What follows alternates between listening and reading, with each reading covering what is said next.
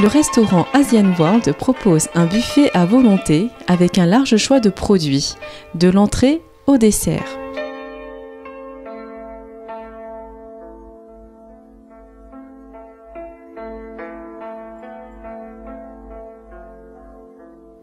Le barbecue coréen vous permet de cuire vos mets à votre manière, à la fois pratique et convivial.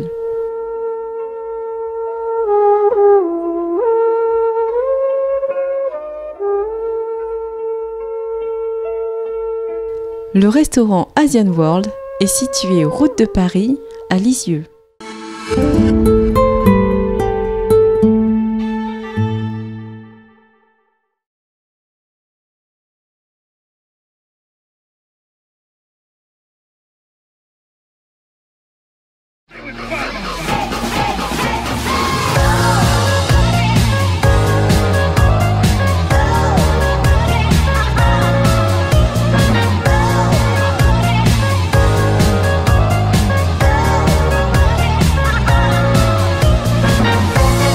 Bonjour, bienvenue sur TV Lisieux, la web TV des Lexoviens.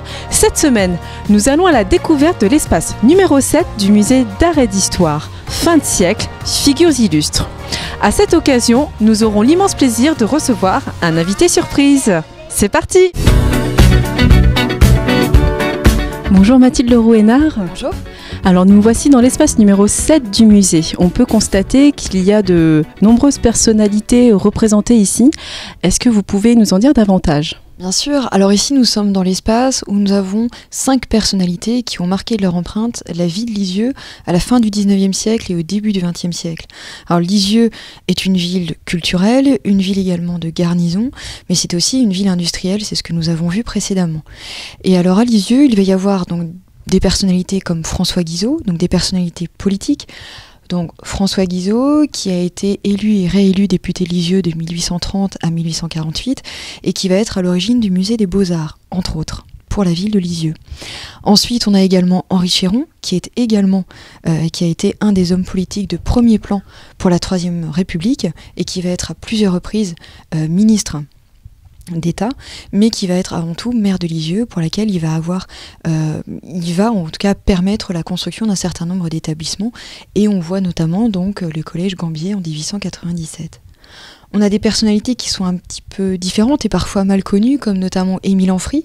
Alors là, c'est un des plus grands ornithologues et naturalistes, en tout cas du 19e siècle. Alors ce que l'on ne sait pas, c'est que le musée des Beaux-Arts, le musée d'art et d'histoire de Lisieux possède une collection d'animaux naturalisés assez conséquente qui proviennent en tout cas de l'ensemble des espèces qui ont été recueillies et ensuite naturalisées par Émile Ampry. Il nous reste ensuite 2 personnalités incontournables, donc Sainte Thérèse qui est à l'origine du pèlerinage du même nom et dont la dévotion a été marquée par la construction de l'édifice de Lisieux le plus important, c'est-à-dire la basilique. Le plus important en termes surtout de volume et ensuite de rayonnement. C'est un édifice qui a été construit donc par la famille Cordonnier, père et fils, donc les 2 architectes lillois qui ont été à l'origine de cet édifice de style romano-byzantin qui a été construit à l'image du Sacré-Cœur à Paris. Alors, est-ce que c'est le plan du dôme qu'on voit ici ?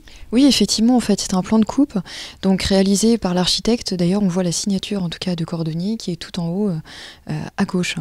Donc finalement, c'est un édifice qui est monumental, autant dans sa construction, mais aussi par tous les accès qu'il a nécessité, notamment donc la création de l'avenue aujourd'hui Jean 23.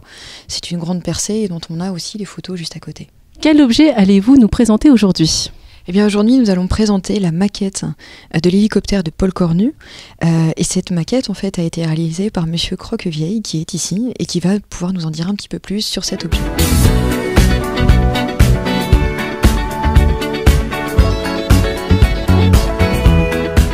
Bonjour. Bonjour. Alors, merci d'avoir répondu à l'invitation. Est-ce que vous pouvez nous faire une petite présentation de votre maquette ? Alors, je peux vous présenter la construction en général. C'est-à-dire que j'ai utilisé pas mal de matériaux, bois, métal, papier, plastique, que dire de plus, même un petit peu de cuivre entre parenthèses. Et comment est venue cette idée de réaliser justement la maquette de l'hélicoptère de Paul Cornu ? Alors, donc à la base, c'était une demande du président du club de philatélie qui était présent ce jour-là, pour l'exposition et qui m'a demandé de lui faire une maquette représentant l'hélicoptère de Paul Cornu. Ce que j'ai fait et que j'ai commencé assez tôt, quoi, avant l'exposition, c'est-à-dire en 2006. Alors pour la construction, il a fallu que je crée un plan. Pour créer le plan, il m'a fallu un modèle qui était qu'une carte postale. Est-ce que vous avez la carte postale? Tout à fait, je l'ai amenée avec moi. C'est celle qui a servi pour l'exposition, car l'original, c'est le président qui l'a récupéré. D'accord. Donc de cette carte postale, vous avez réalisé cette maquette? Tout à fait, oui. Donc, cette carte postale m'a beaucoup aidé pour le démarrage. Ensuite, j'ai retrouvé une revue qui traitait justement le sujet de l'hélicoptère de Paul Cornu, qui m'a permis de faire beaucoup de détails et que j'ai fait pendant une année pour pouvoir la finaliser. Donc je faisais ça le soir en rentrant du travail, quelques heures, et puis jusqu'à l'exposition. Elle était prête pour l'exposition juste, disons, 3 jours avant, quoi.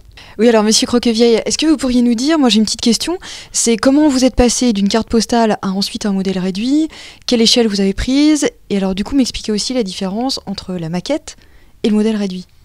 Donc pour l'échelle, c'est très simple, j'ai eu la chance d'avoir quelques dimensions du réel, ce qui m'a permis de faire un calcul de 1/10 pour avoir un engin qui ne soit pas ni trop petit ni trop grand pour la vue.